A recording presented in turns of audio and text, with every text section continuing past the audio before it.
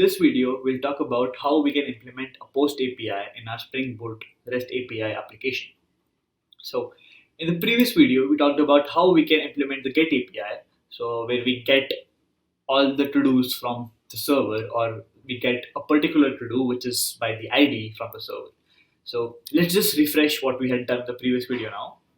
So we had built a business service or a to-do service which handles all the business logic for our application. So for initially, we now have an in-memory database where we have objects inside an array, but later in the videos, we'll actually convert to a proper database, and then we'll actually use the JPA APIs and etc. for our database. For now, we have a simple in-memory database, and the logic for our APIs is here. So for getting all the to-dos, we just return all the array list, and it is automatically converted into JSON when we return it back to the view.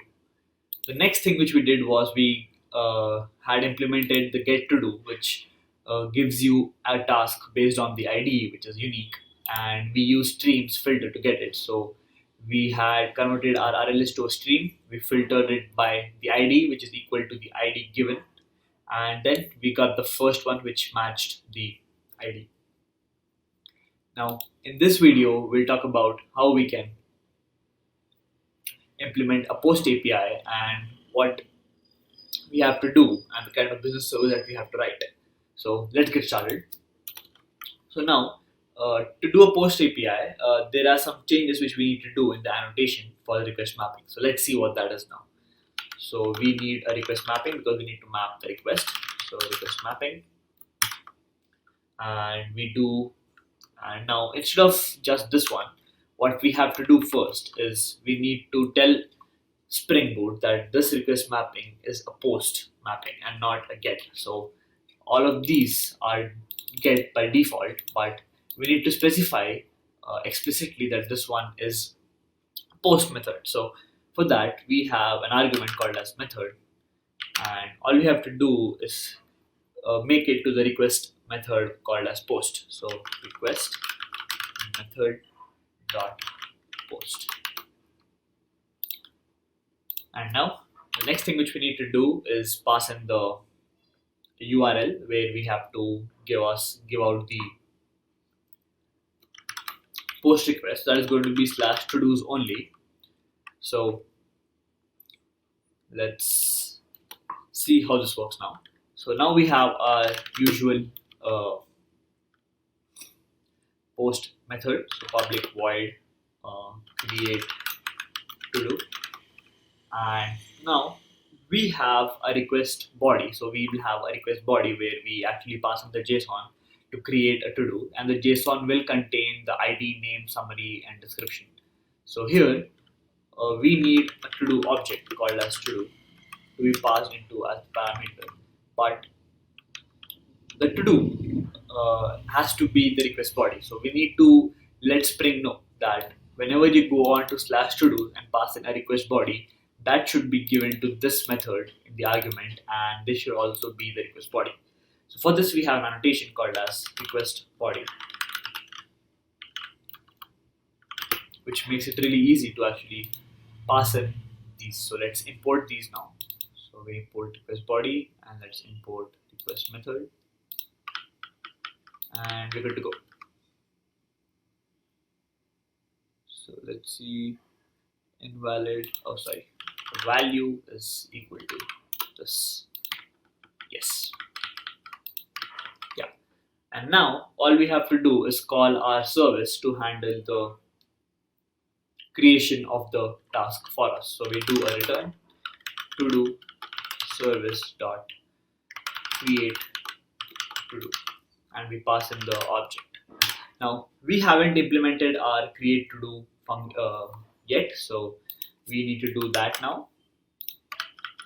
And just so we are clear about the controller, we have a request mapping where the method is post. So it's pretty straightforward, right? So we have a post method, we have the value as / to do's, but will be having a request body to it.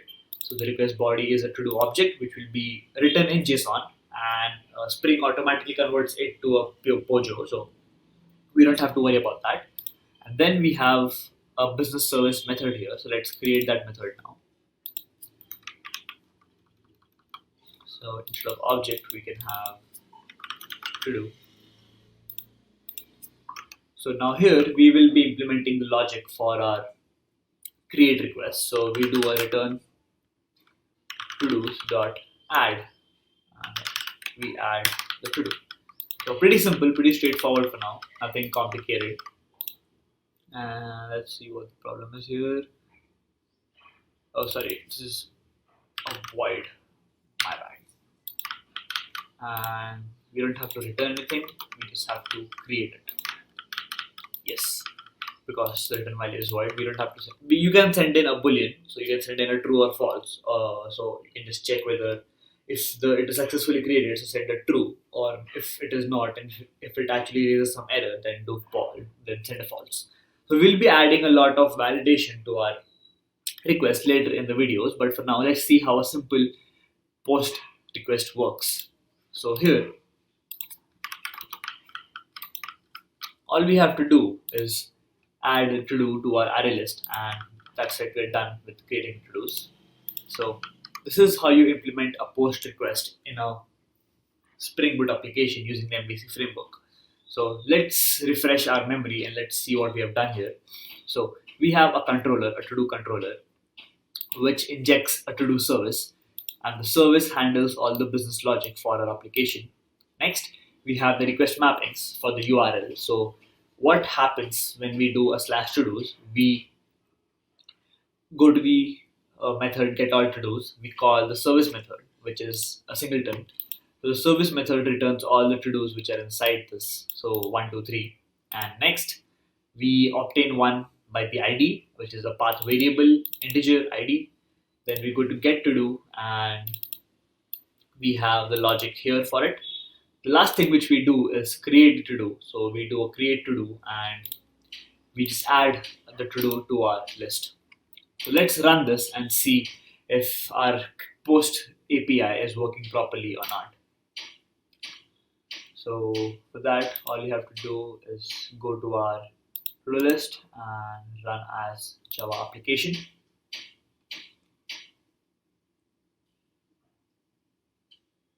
So the Spring has been released to the server and should be up in no time. So just give it a few seconds, and yeah, we're good to go. So now instead of using the browser, we'll be using Postman. So let's actually start using Postman now.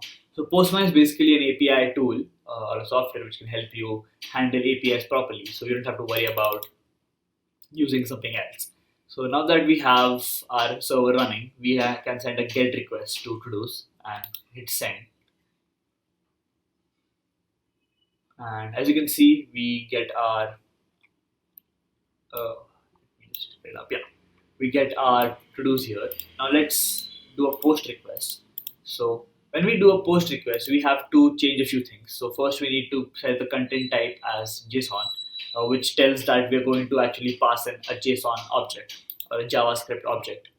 And here I have a body. So since we only have 3 tasks in our to-dos, let's add a 4th one, which is task 4, summary 4, description 4, and we press send.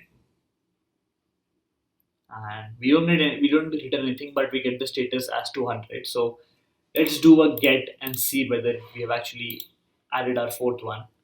So as you can see, we have the 4th ID here.